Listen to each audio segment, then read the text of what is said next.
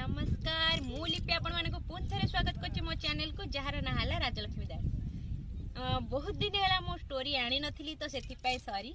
तो आज मु आउ गोटे स्टोरी आनछि बहुत छोट वाला स्टोरी बट लाइक फेक आसुन टिके जल्दी लाइक फेक द पड़ो नहले छाड़ंतु से सब कथा। तो स्टोरी को जीवा।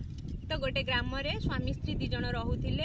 स्वामी जनक अंध थिला आ स्त्री जनक जहा रोजगार फोजर माने यार सडा आता घरे काम करिकि जहा टिके चलणी चली थिला। तो एमती जेतले स्वामी बहुत दिन गला परे स्वामी बहुत मन दुख कला कहला मु ए जीवन रखिकी फायदा कौन। मु तो सब बेले ठाकुर को ये गोटे जिनस मागुची कि मते गोटे पुओ मिलू मोर आखि फेरी जाऊ आमे बल्लोक हो जाऊ। यही तीनटा विश मो पाखे सब बेले रहिला किंतु भगवान मते आज पर्यंत ये विश देलेनी। ठीक अच्छे मु जाऊँगी भगवान पाखे मुंडिया मारिबी तपस्या करी तापर जहाँ हम देखा ना लास्ट मु मो जीवन हारदेवी आउ कौन। किंतु स्त्री जनक बहुत चालाक थिला। स्त्री सोटू तो स्वामी कथा जो स्वामी कहला कि मुझे तपस्या कर स्त्री सोटू किसी कहले कहले हाँ ठीक अच्छे तमें जाओ। तब सोटू सी कौन है चलला मंदिर को गला मंदिर को जाकि तपस्या कला प्रभु ओम नमः शिवाय ओम नमः शिवाय एमती करी करी करी करी करी करी बहुत दिन बीतीगला। जो बहुत दिन बीतीगला तापर सोटू शेष कौन है ना ठाकुर शुणिलेनी शुणिलेनी जो सेठू ये सेठू तपस्या भांगिला कहला ठीक अच्छे आज मो जीवन हारीदेवी। सेठू कौन कला से ठाकुर पाखे त्रिशूल थिला त्रिशूल आनला त्रिशूल धरिक एमती पेट को घुसिया गला बेलू प्रभु प्रकट हेले कहले बस तू जीवन हारिया ठीक नुह खास करी मो मंदिर आगे मोर समस्ते छुआ तो तू जीवन हारिया ठीक नुह कह ताहले तोर कौन इच्छा अच्छी कह तू मते गोटे बर माग। किंतु आर तो मन रे अच्छी कि मु तीनटा बर मागिबी कौन सर्वप्रथम है मु बल्लोक हो जाए सेकेंड है मो आखि फेरी आसू थर्ड है मोर गोटे छुआ हो। तो ये तीनटा जक विश तो तार पूरण हो पारनी सी जेहेतु से गोटे मागिब से कौन मागिब से तीनटा भितर जदि अंधरू से मुक्त हो किंतु पैसा तो रोजगार करें किंतु ताको तो तीनटा एक दरकार थिला।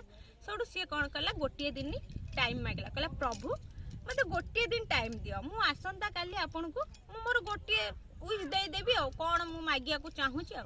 सेठू भगवान शिव कहले तथास्तु काली देखा एमती कहीकि सेठू मनीष कौन कला आसला घर को आसिक स्त्री को देखागला स्त्री को सब कथा कहला कहीकि भारी मन दुख कला। मन दुख कला जो स्त्री सेठू पचारा अरे मन दुख कहीं करुच ना मु कौन करी मत तो प्रभु कहते गोटे इच्छा पूरण करी कि मोर तो तीनटा इच्छा अच्छी मुझे पूरण करी।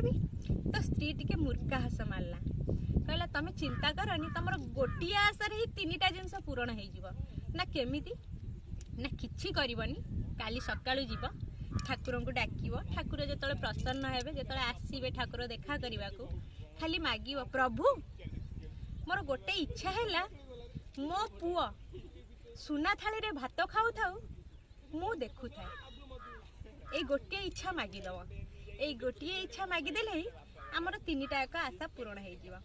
सेठू स्वामी पूरा खुशी होगा कहले हाँ ठीक ठीक ठीक कहीं स्त्री बहुत चालाक थिला स्वामी टिके माने जानी पारंदिन सेठू ता परदिन जाइकी मागिले तार तीनटा जाक इच्छा से गोटे थरे पूरण करदेला। सेठू ठाकुर को मागिला ठाकुरे मो पुओ सुना थाली रे भात खाऊ था मु देखु थाए। सेठू ठाकुर तथास्तु कहले जो सांगे सांगे तथास्तु कहले सियाड़े घर द्वार पूरा काहेरे कोठारे कौन होगला स्त्री तार प्रेग्नेंट माने खबर आसला कि से प्रेग्नेंट अच्छी प्लस आकु माने चक्षुरे स्वतंत्र ठाकुर दिशीगले सी सब पूरा गदगद होगला।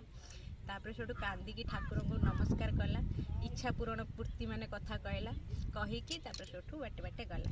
तो एथिरु आमे गोटे छोटे शिक्षा पाइले कौन आम लाइफ रे इच्छा तो प्रबल देखते तांको स्त्री टिके चालाक बाहर करके तीनटा इच्छा को गोटे इच्छा से पूरण करदेला। सेमती टिके भगवान जदि चाहिए टिके मुंडे बुद्धि थी तो आम बहुत किसी आशा पूरण कर।